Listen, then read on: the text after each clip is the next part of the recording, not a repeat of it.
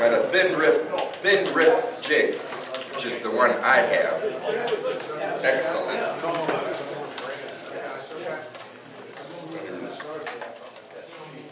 I don't even know what this is. You know where this is? You're a woodworker? It's for, you want to mark a marking line, you want to go around the curved edge, okay? You can flip Oh, it's around a cutter. doors. Oh, I didn't see it was a cutter. Okay. Wow. All this woodpecker knockoff stuff, which is really good stuff. All right. Did you win last month too? What's that? Did you win last month also? I'm afraid so. Rich Herbert wins. He's the new Rich. Well, he's picking. Oh, for Kurt. Which one do you want?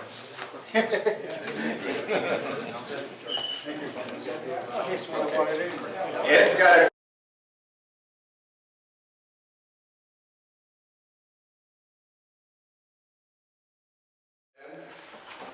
I'd like to introduce Tim. He's given me a nice bio that I'm going to read, okay? Tim says, when you are a woodworker, everyone assumes you are in the furniture repair business. I think a lot of us can attest to that. That's how he described his start in furniture touch-up and repair. Soon his part-time touch-up and repair work overwhelmed his full-time job. So he quit banking for a full-time furniture restoration business. Tim started teaching at the Mark Adams School of Woodworking. Quite a few of our members know that. And took furniture restoration classes sponsored by the Smithsonian Center for Materials Research and Education. Where was that, Tim? The center is located in DC, Wow. but they did outreach programs, so they did that one in Minnesota, Dakota County Technical College. Gotcha. Then in 2019, Mohawk Finishing Products offered Tim a sales position, tempting him with an expense account, insurance, a 401k, and no employees to manage. With the encouragement of his wife, always important, Tim accepted Mohawk's offer. He's now the Indiana and Michigan Mohawk sales and technical service rep. Prove this finish, and this is a piano finish, so I know it's good and thick, is I've got some wool lube that I mix with water.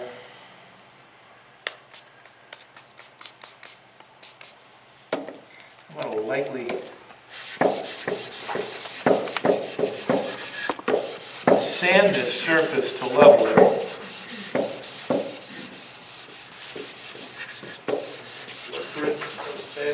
I'm sorry, yeah, it's 600 grit. Yeah.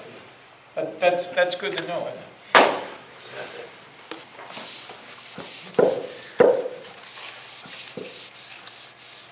So I've done half of it, but not all of it. So I can pass that around. There's a spot where it's a little bit more rough. Oh, I just dropped it on the floor. That's where it needs to stay. Don't pick up sandpaper to put on the floor. Because of the dirt. Even after the 3-second rule? Yeah.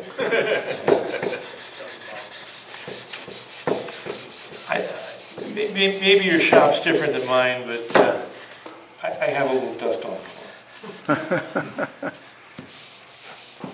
So one of the things you can do is, especially if you have veneer that's started to lift and tent just a little bit, you clean it off and you see kind of the undulations of the veneer, to take a 600 grit or 400 grit and just level it out will help that look better. You can see it's interesting here on the edge. You can see where there's a buildup of finish where a little surface tension issue. You spray it when it comes to the edge. The finish wants to pull back.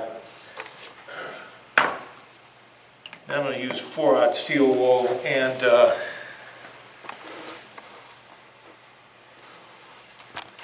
carnauba wax, beeswax blend. The import waxes, the Liberon waxes, have toluene in them. So they'll bite into the wood, but also it can kind of screw up your finish a bit. So I don't like using those. I like a carnauba wax, beeswax blend, Johnson's Paste Wax was a good one. Mohawk used to sell a blue label wax, and the people we bought it from stopped making it. So we have a European import. Probably the best one that I use is Kiwi Shoe Polish. This is actually made for wood, but if you open up the can and smell it, and you look at it, it's Kiwi Shoe Polish. Kiwi Shoe Polish is mostly carnauba wax with a little beeswax in it and some pigment and some dye, and that's just perfect for what I need to have it done here. So I'm going to use my steel wool. Do you have a good replacement for Johnson Paste Wax? Tree wax is out there, butcher's wax will work. Didn't Minwax start? Minwax is making a wax as well. They're the same, I haven't gotten it, but it looks all the same can. Yeah, they're trying to make a copy, and it's close enough. R&D, rip off and do it. Yeah, I don't think there was anything magical about Johnson's Paste Wax other than it had their name on it, and they made it for about 100 years. So, I mean, that's a legacy product. That would be like Procter & Gamble selling off Ivory soap, which they did, by the way. Is there any way to keep the wax from drying out in the can? I've used Ziploc bags, which seem to kind of prolong the life of it, because otherwise it's crack up. Yeah, it cracks up a little bit. You can add a little solvent to it. Mineral spirits would be fun. You try saran wrap before you put the lid down? No. I put the whole can in a Ziploc bag and seal it. Like if you take a sheet of saran wrap, put it in the can, then put the lid in. Yeah. Works good for a lot of stuff, paint and everything. I've done that with other stuff. So are you imparting some color to this now that looks like black? Yeah, it's brown. I want a colored wax just because any place where it dries, like up in the corners, if it's clear, if it's a natural wax, it'll show. So it adds a little depth to it. So there's no sense of paying $50 a can for Johnson Wax on eBay? No, I mean you can.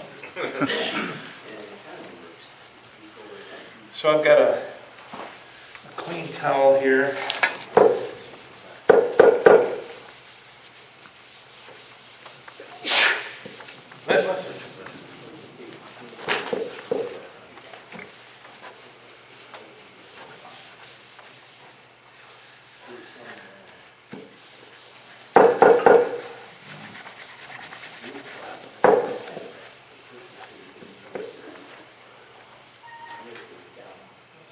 Now, one of the things I did was I burnished this on and I rubbed it off. Now, the instructions at the back of the can say apply it, let it sit, all this kind of stuff. I'm using this as a lubricant, and I'm imparting just a little bit of wax. I just want something that will give me a nice shine and won't smear, so when I run my hands across it doesn't smear. You can look at the front of this. I sanded it some. I don't know if I sanded it enough to really get all the crackle out of it. I reduced the crackle, put the wax on it. The nice thing about the wax is now there's a little scratch resistance to the wood. I got some naphtha in a bottle here. I'm going to wipe this top and see what it looks like when it's wet. It makes all the scratches go away for the most part. It makes this presentable. There's a spot where the color is missing, you might have to touch that up, but you can clean this and make it look nice, presentable. If you're actually using this piece, a few scratches or maybe a spot there probably won't even matter. I've done executive desks where they say, well, the movers did that, and I want it to look perfect. I go, well, I can make it look better. He says, well, it's very important that my desk look good. I'm saying, is that why it took an hour and a half for your secretary to take all the crap off your desk so I could do it? Come on. So you're just wetting it with water right now? I'm wetting it with naphtha, so fast evaporating solvent. This tells me what it looks like if it's wetted out. if I rub wax on it, or if I spray lacquer on it, or if I put a really thin thing. His saliva makes the wood like paper. So one of the things I need to do is use instant glue, CA glue, super glue. And I'm just going to wick that into the repair.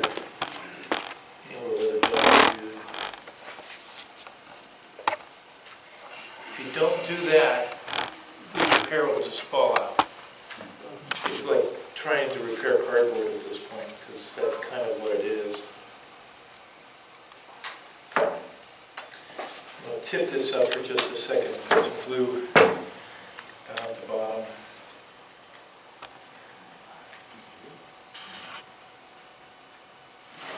I put packing tape on that, so I'm not going to glue the...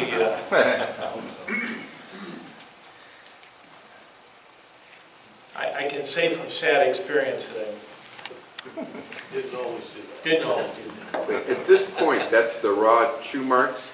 That's correct. I've drilled some holes in there, so the epoxy has some places to key itself into. Mohawk makes an activator for instant glue.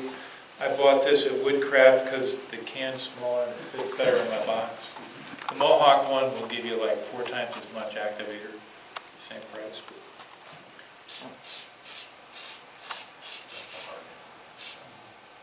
So you don't need much. If you use this stuff and you spray it until it smokes and turns white with bubbles, you put too much on. And you get a very weak bond. So we fill that. Make sure that you don't have this over here, because that can also set up the glue on top of it. I've always wondered if the activator affects the stain. Is there any residue? It kind of feels oily. Yeah, it is a little bit oily. It sets off a chemical reaction. As I read it, it's a. I mean, one reason it's a pH. You change the pH of the glue, and it sets it off and gets it to cure faster. You use water; it's a neutral pH. That's enough to set it off. If you put instant glue and bicarbonate of soda, it foams and kicks over immediately, so I assume that what's in here is something that's very basic. But it doesn't affect the finish? It doesn't affect the finish. On a cured finish, it does not. Did you say you could use water as the activator? Well, I mean, it's why your finger sticks to it. Yeah, you could use water as an activator. But does it affect unfinished wood, the activator? It can change the color of the stain and the coating if you fog a lot of that on there. It looks like JB Weld. Well, Yeah, it sounds does. like water's safer then. Yeah, it does. Yeah, but it's not as fast. Oh. If you're interested in speed, I mean, you don't have to hit it with the activator. So I've got this epoxy putty. Cut a chunk of that off. I got my little spray bottle. It's right. Is that similar to JB Weld? It's similar to JB Weld. There are lots of different brands of epoxy, but they're only made by 1 or 2 companies. So, Mohawk, because they usually come in like a tannish color. Mohawk, being great capitalists that we were, we asked the company that makes our stuff for us to make some darker colors, but please don't make them for someone else, and we'll pay extra for the right of you not making these colors for touch-up solutions. That's the American way. So are the 2 parts already mixed in there? So Can't see it. there's an A and there's a B. Oh, they're together already. Right. Okay. So this is just liquid epoxy that's been, Zero, I see. this is liquid epoxy that's been mixed together with glass microbeads. So the one question that I always ask was, why don't they just, they're together, why don't they just set themselves off? Because they make the inside, roll it in the glass microbeads and put the outside in there, and that's enough of a insulation that keeps it from being kicked out. So.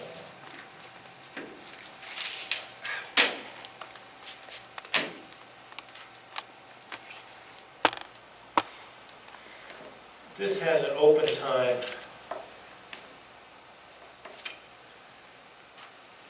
about less than 5 minutes. There are two colors, white and beige, which have a longer open time. Now, is that stainable? It's stainable-ish. Because the question is, usually people don't say, is it stainable? Do they say, does it take stain? And the answer is yes, it takes stain in its own right. Because if you ever use plastic wood, it takes stain. No, it doesn't take stain. It gets all dark. Plastic wood is sawdust mixed with lacquer, and it never gets smooth. I mean, I've found people that have been able to figure out how to put plastic wood on there and sand it and make it smooth, but every plastic wood repair I've ever seen is always rough. It looks like someone's kind of crunched up some cornflakes or some MDF and put it in repair. So I'm mixing this up here.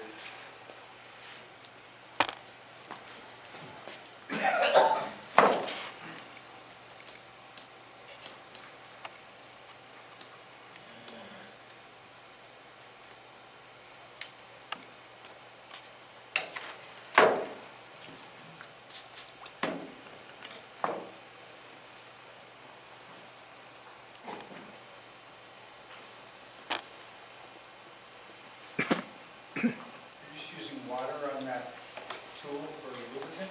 Correct.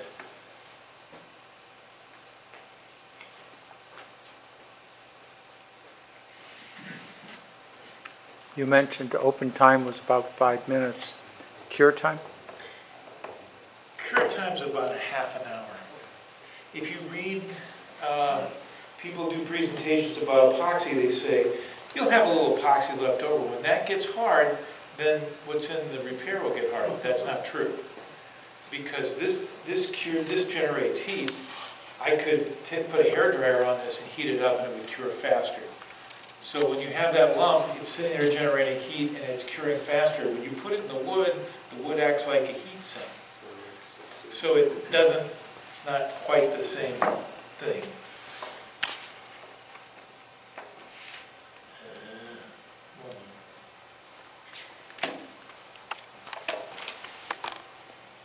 So is this going to be sandable? Oh, yes.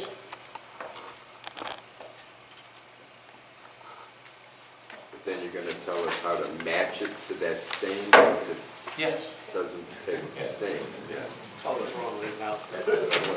Well, one of the things about, we'll talk about doing repairs in color, I don't want to stain things. I want to seal it up and I want to put color on top of the repair. Then I can control the color. If I put stain in there, the stain dives deep and it's the wrong color, so I sand it, but I sand it back a little bit more than what it was, and so I try to do something with sanding with a finer grit of sandpaper and putting some shellac on it, and I put it on, that's wrong. And all of a sudden, turning project and this ring broke off. Oh, I see.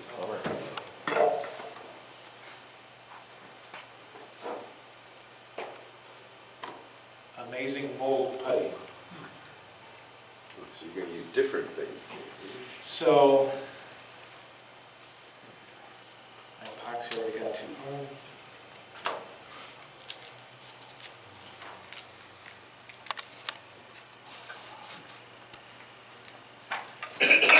So what I did was I made a mold on the back of this. Get it going in the right direction. Made a mold on the back of this. If I put the epoxy in there and shape it lightly and turn this around, the idea is that I should be able to shape that in place.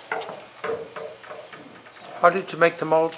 I use this amazing mold putty, so you mix it together and put it on there. It is extremely, they sell it at Michael's, it's extremely hard to find. It's with like the modeling clay, it's usually on the bottom shelf and shoved halfway back so you can't see it. So if you go into Michael's and I'm on my hands and knees, I'm looking for the amazing mold putty. Is And that that's- listed in your handout? I think it is. If it isn't, it should. It's like making, Make a note of that. like making plaster crown molding. Anything that you can make a mold from. I've used Bondo. Just slather Vaseline on the piece, put Bondo on it. And then the nice thing is it's a nice rigid mold. And then make sure you put more Vaseline on the inside before you put this in there because you don't want to glue all those parts together. So,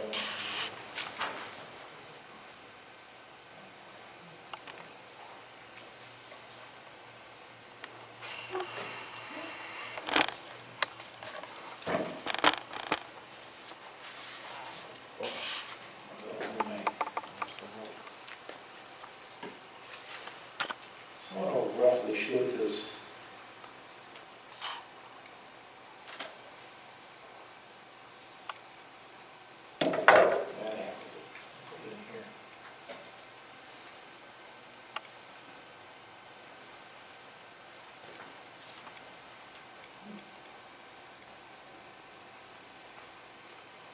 We'll see how great this idea works.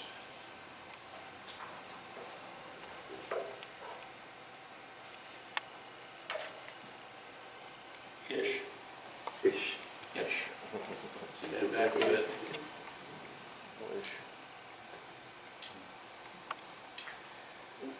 So I did a class at the Marquette School of Woodworking on furniture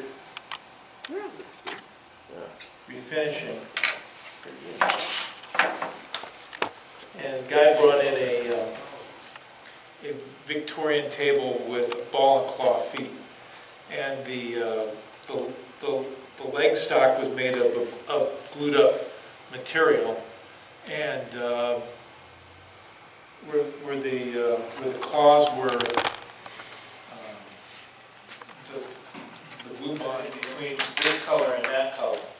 And so they chopped them up and melted them somehow. I think they used like a torch, and they made a lump.